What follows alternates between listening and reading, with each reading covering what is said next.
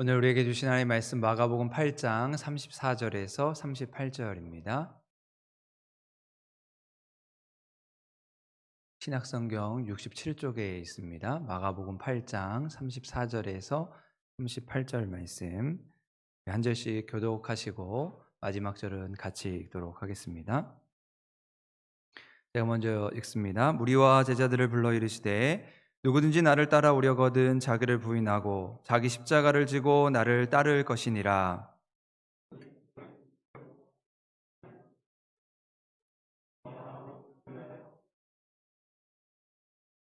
사람이 만일 온 천하를 얻고도 자기 목숨을 잃으면 무엇이 유익하리요? 같이 읽겠습니다. 누구든지 이 음란하고 재 많은 세대에서 나와 내 말을 부끄러워하면 인자도 아버지의 영광으로 거룩한 천사들과 함께 올 때에 그 사람을 부끄러워하리라. 아멘. 오늘 자기 십자가를 지고라고 하는 제목으로 또 주시는 말씀을 따라 은혜를 나누고자 합니다.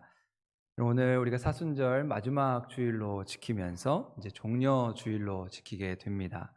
예수님께서 공생애 중에 갈릴리를 떠나 예루살렘 성으로 들어가시면서 자신이 이 땅에 오신 그 십자가의 사역을 감당하기 위해서 예루살렘 성에 들어가신 것을 기억하는 주일입니다. 그래서 우리가 잘 아는 대로 예수님께서는 나귀를 타시고 겸손의 모양을 통해서 이 사람들의 메시아됨을 환영하는 가운데 예루살렘 성으로 들어가셨습니다. 사람들은 예수님이 자신들의 지도자 왕이 될 것이라 생각해서 자신들이 입고 있는 겉옷을 펴서 예수님이 가시는 길에 카페트처럼 길을 깔아 드렸고, 예수님의 왕대심을 상징하는 종려나무 가지를 흔들면서 예수님을 맞이했습니다. 그래서 그 종려나무가지를 흔들었다, 그 종려나무가지의 유래를 따라서 오늘 사순절 여섯 번째 주일을 종려주일이라 부르게 됩니다. 여러분, 종려나무는 이스라엘의 국가나무입니다. 그래서 전쟁에서 군인들이 전쟁을 하고 돌아올 때 승리한 군인들을 환영하고 맞이하게 되는데, 그래서 백성들이 자신들의 국가의 나무인 종려나무가지를 흔들면서 저들이 승리했다라고 하는 그런 상징을 가지고 있습니다. 예수님께서 이 땅에 있는 로마의 군대를 물리치시고 그들의 왕이 되고 지도자가 되겠다라고 생각을 해서 이스라엘 백성들은 호산나 다윗의 자손이여 우리를 저 로마의 압제에서 구원하여 건져 주옵소서, 그런 바램을 가지고 종려나무가지를 흔들면서 예수님을 열렬히 환영하신 것입니다. 그런데 예수님이 가신 길은 그들의 기대와는 달리 죽음의 길이었고 십자가의 길이었습니다. 종려나무가지를 흔들며 예수님께 환호했던 무리들은 자신들의 바람대로 자신들의 뜻대로 되지 않으니까 이제는 반대로 돌변해서 오히려 예수님을 십자가에 못 박으라고 외치는 그러한 무리의 선동에 의해서 예수님은 십자가에서 죽음을 당하셨습니다. 여러분, 이 시간 우리가 종려주의를 보내면서 우리를 위해 대신 죽으신 그 십자가의 죽음, 그 십자가의 사랑이 나에게 어떠한 의미인지 되돌아보는 그런 귀한 시간이 되기를 소망합니다. 오늘 우리가 함께 읽은 마가복음의 말씀은 예수님께서 제자들을 향해 당신께서 직접 걸어가실 그 십자가의 길, 그 십자가의 사역이 어떠한 의미인지를 설명하시면서 그 십자가의 길에 우리도 동참해 달라고 당부하고 있는 말씀입니다. 그래서 오늘 시작하는 34절의 말씀인데요. 우리 오늘 34절 말씀 한 번 더 같이 읽도록 하겠습니다. 시작. 무리와 제자들을 불러 이르시되 누구든지 나를 따라오려거든 자기를 부인하고 자기 십자가를 지고 나를 따를 것이니라. 아멘. 예수님 십자가의 의미에 대해 설명하면서 자기 십자가를 지고 나를 따르라 이야기하고 있습니다. 예수님의 제자라고 한다면, 예수님을 믿는 사람이라고 한다면 어떻게 살아가야 하는가 우리에게 분명히 설명하는 말씀이지요. 그리고 그 말씀의 핵심에는 십자가가 있는 것입니다.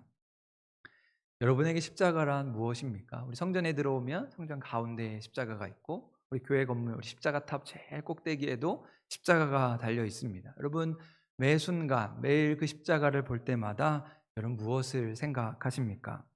십자가가 의미하는 것은 참 많죠. 먼저 십자가는 죽음을 상징하게 됩니다.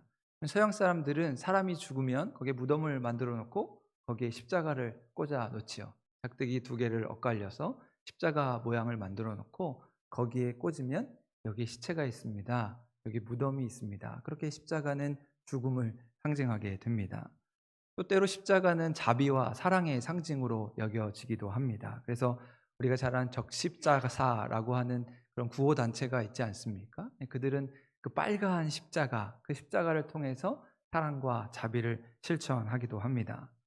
그러면서 십자가는 또 교회를 상징합니다. 어떤 건물이든 그 건물에 십자가를 꽂아 놓으면, 십자가를 달아 놓으면 거기는 교회가 있구나. 누구나 그렇게 십자가를 통해서 교회가 있는 것을 알게 됩니다. 제가 지난 금요일에 저희 리더들, 목장 리더들 이제 모임을 진행하면서 이제 저녁반에서 우리 모임을 하는데, 저녁반은 저희가 온라인 줌에서 진행을 하거든요. 그러면서 우리 각자의 삶 속에서 십자가가 어떤 의미인가, 그 십자가에 대해서 이제 한마디씩 이렇게 나누는 시간을 가졌습니다. 그랬더니 다들 하시는 이야기가 십자가는 안식처입니다. 십자가는 평안을 줍니다. 십자가는 사랑입니다. 그러면서 십자가는 모든 것을 더해주는 더하기입니다. 십자가가 더하기 모양이잖아요. 십자가는 더하기입니다. 이런 각자의 삶의 진솔한 경험을 함께 나누게 되었습니다. 그러면서 우리가 공통적으로 함께 나누었던 것은 그 십자가의 본질, 십자가의 가장 중요한 의미는 무엇보다 예수님의 십자가입니다. 예수님께서 우리를 위해 대신 지신 그 십자가 안에 담긴 그 의미를 깨닫고 그것을 믿는 자마다 구원을 받고 영생을 누리게 되는 것, 그것이 십자가가 가진 가장 중요한 의미가 되는 것이지요. 그런 의미에서 예수님의 십자가는 속죄를 의미합니다. 우리의 죄를 용서해 주시는 십자가인 것이지요. 우리가 죽어야 마땅할 그 자리에 어린 양과 같이 속죄의 제물이 되셔서 우리를 위해 대신 지신 십자가는 우리의 죄를 용서해 주시는 상징이 됩니다. 그래서 십자가는 그 자체 하나님의 사랑이고 희생이고 완전히 철저한 자기 복종의 겸손인 것이지요. 그래서 어떤 신학자는 십자가는 하나님의 고통이며 하나님의 완전한 사랑이다. 하나님의 고통 가운데서 십자가를 지셨지만 그 고통 가운데서 그 하나님의 놀라우신 사랑이 우리 가운데 계시된다, 드러난다고 말하고 있습니다. 그러한 의미에서 구약성경의 이사야 선지자는 우리들에게 그 십자가의 본질이 무엇인가를 아주 정확하게 설명해 주고 있습니다. 비록 구약시대의 이사야 선지자였지만 그는 고난받는 중 예수님을 통해서 이루어질 그 구원의 사역이 거저되지 않고 공짜로 되지 않고 십자가의 고통과 고난을 통해서 이루어질 것을 700년 전에 미리 예언했습니다. 그리고 예수님은 신약의 시대에 와서 그 예언의 말씀을 성취하시면서 그 십자가에 달릴 그 메시아의 모습, 예수님의 모습이 이사야 통해서 아주 적나라하게 애절하게 노래로 표현되고 있습니다. 그 노래 중에 가장 유명한 구절이 이사야 53장 우리 5절에서 6절 말씀이죠. 오늘 우리 목장 모임을 하실 때 우리 본문 말씀이기도 한데요. 우리 좀 길지만 우리 2절 말씀 우리 화면을 보시고 한 목소리로 함께 읽도록 하겠습니다. 시작. 그가 찔림은 우리의 허물 때문이요 그가 상함은 우리의 죄악 때문이라. 그가 징계를 받음으로 우리는 평화를 누리고 우리가 채찍에 맞음으로 우리는 나음을 받았도다. 우리는 다 양 같아서 그릇 행하며 각기 제 길로 갔거늘 여호와께서는 우리 모두의 죄악을 그에게 담당시키셨도다. 아멘. 십자가의 사역, 예수님이 지신 그 십자가가 오늘 우리에게 어떤 의미인지를 이사야 선지자는 너무나도 잘 알려주고 있습니다. 우리가 신앙생활을 하며 사순절이 되면 또 고난주간에 참 많이 들었던 말씀이지요. 이 말씀은 그렇게 십자가의 의미를 우리에게 전해주고 있습니다. 비록 구약시대의 말씀이지만 이 본문이야말로 십자가가 담고 있는 그 예수 그리스도의 고난의 목적을 우리에게 분명히 드러내주고 있습니다. 그래서 우리는 십자가를 생각할 때마다, 십자가를 바라볼 때마다 이 말씀의 의미를 곱씹어보고 다시 묵상하면서 그 의미를 되새겨야 하는 것이지요. 간혹 이 이사야의 말씀을 묵상할 때 참 무서운 것은 이 본문에 나오는 우리의 허물, 우리의 죄악이라고 하는 말씀을 들을 때 그 본문에서 나라고 하는 존재를 쏙 뺄 때가 있음을 보게 됩니다. 그저 우리의 허물, 우리의 죄악이라고 하니까 나 개인하고는 아무런 상관이 없는 것처럼 이 말씀을 대합니다. 그저 군중 심리로 십자가 복음에 응답하면서 껍데기뿐인 신앙을 외치고 있는 우리의 모습을 돌아보게 됩니다. 예수님이 십자가에 달리셔서 고난당하고 죽으셨다고 하는 그 사실이 나하고는 전혀 상관이 없는, 이제 감흥도 없고 느낌도 없는 그저 주문이나 부적처럼 십자가를 대하고 있는 것은 아닌지, 이 종려주의를 보내면서 우리 신앙을 돌아볼 수 있기를 바랍니다. 예수님의 십자가를 바라볼 때마다 구원의 감격과 감사가 있어야 하는데, 반복되는 고난주간, 돌아오는 부활주의를 보내면서 우리의 마음이 무뎌지고 돌처럼 굳어져서 십자가에 대해서 우리의 귀와 우리의 눈을 닫고 있는 것은 아닌지 돌아보게 됩니다. 그래서 예수님은 제자들에게, 그리고 오늘 우리에게 말씀하시지요. 누구든지 나를 따라오려거든 자기 십자가를 지고 나를 따를 것이니. 그 예수님이 지신 그 십자가를 오늘 우리가 지고 예수님을 따라가야 한다는 것입니다. 그리고는 다음 구절에 누구든지 자기 목숨을 구원하고자 하면 잃을 것이요 누구든지 나와 복음을 위하여 자기 목숨을 잃으면 구원하리라. 여러분, 예수님의 십자가를 지는 일이 거저되지 않는, 내 목숨을 걸 만큼, 생명을 걸 만큼 중요한 일임을 우리에게 이야기하고 있습니다. 그럼 십자가는 지식으로 아는 것이 아니시죠. 경험하고 체험함으로 그 십자가의 능력을 살아가는 것입니다. 예수님께서 우리에게 베풀어 주신 그 복음의 능력이 오늘 우리의 삶 속에서 생명의 사건으로 이어져서 내가 살고 우리 가족이 살고 우리 교회가 살고 다른 이들의 생명을 살리는 그 십자가의 능력으로 살아 꿈틀거려야 하는 것이지요. 그저 예수님의 십자가가 2000년 전 사건으로 머물지 않고 오늘 나에게, 오늘 이 시간 우리에게 의미가 있어서 우리에게 맡겨진 그 십자가를 지고 가야 하는 것입니다. 그렇다면 오늘 예수님이 말씀하신 자기 십자가를 지고 가는 것은 무엇을 의미하는 것일까? 몇 가지로 살펴보려고 하는데요. 먼저 자기 십자가를 지고 가는 사람은 스스로 죄인됨을 깨닫는 사람입니다. 여러분, 이 음란하고 죄 많은 세대 가운데서 내 허물과 죄악을 십자가 앞에 드러냈고 그 십자가 앞에서 내 죄의 문제를 해결받는 것이지요. 여러분, 그런데 우리는 이것을 너무나도 잘 알고 있습니다. 신앙생활 하면서 너무나도 많이 들었기에 지식적으로 저 십자가가 내 죄의 문제를 해결한다, 지식적으로는 너무나 잘 알고 있습니다. 그런데 그렇게 살아가지 않는 것이지요. 죄의 문제가 해결되지 않습니다. 끊임없는 탐욕과 교만, 음란과 죄악, 미움과 거짓말로 점천된 인생을 살아가고 있습니다. 죄의 문제에 대해서 너무나도 쉽게 무너지는 우리의 삶을 보게 됩니다. 그런데 우리가 날마다 저 십자가 앞에 선다면 우리가 그렇게 쉽게 무너질 수 있을까? 그저 주일에 한번 회개기도 하고 모든 것이 용서받았으니 괜찮다는 마음으로 살아갈 수 있을까? 내가 날마다 십자가를 지고 살아간다면 십자가에서 당한 예수님의 찔림이, 예수님의 상함이, 예수님의 고난이 오늘 나의 삶에서 느껴지고 그 십자가의 감격을 가진 자로 살아가야 하는 것이지요. 여러분, 어떠한 젊은이가 삶의 지혜를 배우기 위해서 이제 수도원에 들어가게 되었습니다. 그러니까 이제 수도원에 있는 온 식구들이 그 젊은이를 아주 따뜻하고 사랑스럽게 환영해 주었습니다. 이제 그러던 어느 날 이제 수도원 원장님이 이제 수도원에 있는 사람들은 각자 한 가지씩 노동을 하면서 이제 삶의 수행을 하게 되는데, 그 사람에게도 임무 하나를 맡겨야겠다 싶어서 그 사람에게 임무 하나를 주었는데, 그것은 이 수도원의 쓰레기를 치우는 일이었습니다. 오늘부터 이 수도원을 다니면서 수도원 주변에 있는 쓰레기를 주워달라고 이렇게 부탁을 했습니다. 그런데 그날 이후로 그 다음 날로부터 이 젊은이는 수도원에서 자취를 감추고 더 이상 찾아볼 수 없었습니다. 수도원 식구들이 다 이상하게 생각했지만 이제 아마도 마음속에 청소하는 일이 적성에 맞지 않았나 보다, 이 쓰레기를 치우라고 하니까 기분이 나빠서 수도원을 떠났나 보다, 그렇게 생각을 했습니다. 그런데 이 수도원의 한 식구 한 사람이 길거리에서 수도원 밖에 있는 그 젊은 청년을 만나게 되었습니다. 이제 그리고는 묻게 된 것이죠. 그날 전에 어떻게 된 것인가? 원장님이 쓰레기를 치우라고 했는데 왜 그걸 하지 않고 수도원을 떠났는가? 자네가 오르려고 하는 그 삶의 높은 경지는 다른 사람을 섬기는 일을 통해서 이룰 수 있는 것이다네 라고 하면서 삶의 충고를 해 주었습니다. 근데 그 말을 들은 젊은이는 갑자기 울음을 터뜨렸습니다. 형제님, 사실 저는 수도원에서 아무것도 할 수 없었습니다.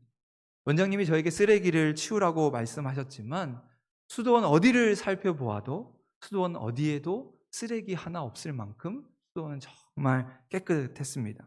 그러다 불현듯 원장님이 치우라는 그 쓰레기가 바로 저 자신임을 깨달았습니다. 그래서 저를 치워 제가 수도원을 떠난 것입니다. 그렇게 대답했다는 것이지요.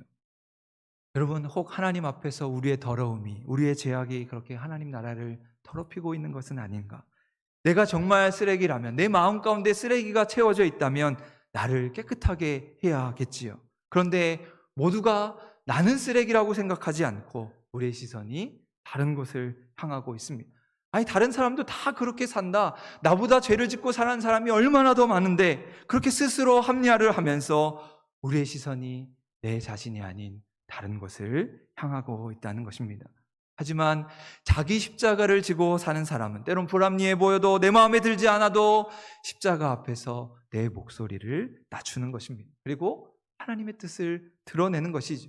나는 죽고 오직 예수님만 살아나는 것입니다. 그래서 사도 바울은 고린도전서 15장 31절에서 이렇게 말씀하지요. 형제들아, 내가 그리스도 예수 우리 주 안에서 가진 바 너희에 대한 나의 자랑을 두고 탄원하노니 나는 날마다 죽노라. 나는 날마다 죽노라. 사도 바울은 그렇게 고백하며 십자가 앞에서 자신의 삶을 결단했습니다. 여러분, 오늘 우리도 그렇게 하면 좋겠습니다. 십자가의 능력이 나를 떠나지 않도록 십자가를 날마다 묵상하면서, 때로는 손해보는 것 같고 내가 지는 것 같아도 그 십자가의 사명을 묵묵히 감당하셨던 예수님을 따라 넉넉히 이겨가는 우리 모든 한사랑교회 성도 될 수 있기를 간절히 소망합니다. 다음으로 자기 십자가를 지는 것은 우리의 삶 속에서 그 십자가의 능력을 경험하는 것입니다. 이 십자가가 얼마나 대단한지, 얼마나 귀한 것인지 날마다 그 십자가의 능력을 맛보며 살아가는 것이지요. 그저 우리가 오늘 하루 잘 먹고 잘 사는 것을 떠나서 하나님 나라의 복음을 위해서, 내게 맡겨진 그 소중한 영혼을 위해서 십자가의 능력을 가지고 살아가는 것입니다. 그때 천하보다 귀한 생명의 은혜를 누리게 됩니다. 무엇보다 바꿀 수 없는 삶의 가치와 의미를 발견하게 되는 것이죠.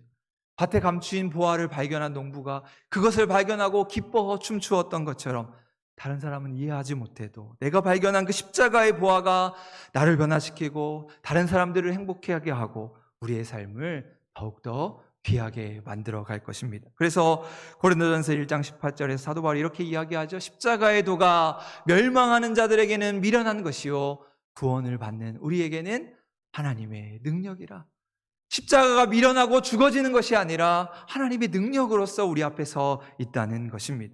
우리가 받은 복음의 은혜를 부끄러워할 것이 아니라 당당하게 이 땅 가운데 그 능력으로 살아가야 할 것을 말씀하고 있습니다. 여러분, 예수님이 저 십자가에서 징계받으심으로 우리는 평화를 누리고 우리가 나음을 얻었습니다.